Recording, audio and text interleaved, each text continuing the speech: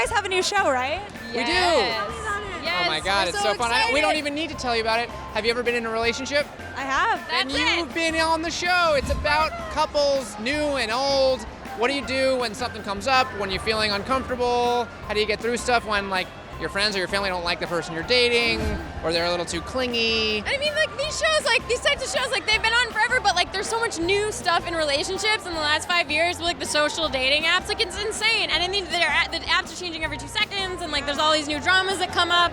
So are you guys sort of giving the advice, the answers? I don't know if we want to say we're giving advice or answers because we are by no stretch experts. We're still figuring it out ourselves, but we're starting a conversation about the things that I think all of us go through in relationships. But I think because we're in the thick of it too, it's like we met on an app. Did you? Which app? On Instagram, but it's a social dating. It Get into the DM. But we were both Exactly. also on another Several dating apps. app. Yeah. Yeah. So that's where we met, right? Right. And then we've fostered a relationship of a child now. So it's like, as much as we're in the thick of it, but we also we understand, basically. What are some of the harder questions that you guys have had to sort of answer or find solutions to? I mean, there's a lot of times where people will call in or email and we'll disagree.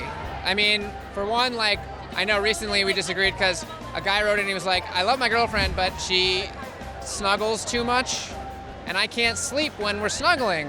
And I know how this guy I feel like I'm that person. Well, right, but like... He was like, I can't think of a good reason to snuggle. And I was like, you don't need to think of a good reason. You just snuggle or you just suck it up and you snuggle her for at least, 3 minutes a night. Yeah, give it a go, right? You might end up liking it. For the record, I like snuggling, but I can't be touched when I go to sleep. I need to be totally, untouched. Yeah. Well, he does he puts me down. He rubs my back from over there and then goes to sleep. But anyway. Everyone just has to find out what works for them, right? Right. Exactly. What do you say? Like, I have a lot of friends. I'm in a relationship, but I have a lot of friends that are just so sick of the online dating thing. Like, what hope do you give them? I mean, I think that online dating can be a good, fun thing. Yeah. But you just have to stop giving it. See, I think a lot of people, they go on these dates and they expect the first date to be incredible. But no, you may take 3 dates before you end up finding out if this person sucks or is great. Even the first impressions aren't always correct. You need to give these people a chance. So with online dating, I think a lot of people just are on to the next. They're on a date and they're like, well, I could go on 2 more dates tonight. Right. And that's not how you should treat people. And I think that that's how people are going to do better. Yeah. They just sort of slow it down. Online, like a game. Slow it down. Yeah.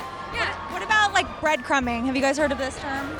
What is this? It's with online dating, people just leave you little breadcrumbs, but they sort of just keep going. Are you guys addressing any of these? Oh yeah. Well, we definitely have an episode where we talk about what do you do after a date that's not great, but you don't necessarily want to say sorry, no thanks. Yeah. How do you should you leave people on? How do you handle that delicately? Kitten fishing. There's what also is that? Ooh, that's a new one. Kitten fishing is when you sort of fudge details on your profile. You're not outright lying, but maybe you say you're a little taller than you actually are, or a little thinner. A couple years old. Right. Okay. Yeah. So it's not a full-out catfish, but you're kitten fishing. I like that draw into the catfish. How is that being having a show on Facebook? I mean, I feel like that didn't even exist a few years ago, right? It still doesn't exist. Our show is launching the platform. We're one of the first series. Yeah. What's that like? I don't know yet. We're excited. I know. I think the platform's going to do well. I mean, that's where a large captive audience is. Yeah. I'm always looking for more stuff to do when I'm on Facebook.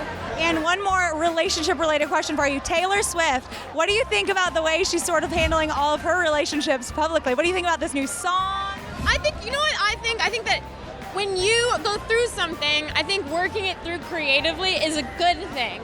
I question, though, if that found her success and she's having trouble breaking away, because that's a really smart, good thing. You're going through relationships, and she was really young and going through that, and as she's getting a little bit older, it's I don't know, are you still that upset when you were maybe you just didn't like that guy? She's fine, and I believe that she's fine. Yeah. And so, but I do think she's shifting a little bit in content. Yeah. With the song I just heard, which I think is the new song. Yeah. Yeah. Look what you made me do. Yeah, look what you made me do. Yeah. Yeah. I also think it's important to show a successful creative woman who's not afraid to be dating multiple partners. Right. That's okay. You're not a slut if you just like to date guys. And You said slut. you're not. I'm saying, but you're not. I know.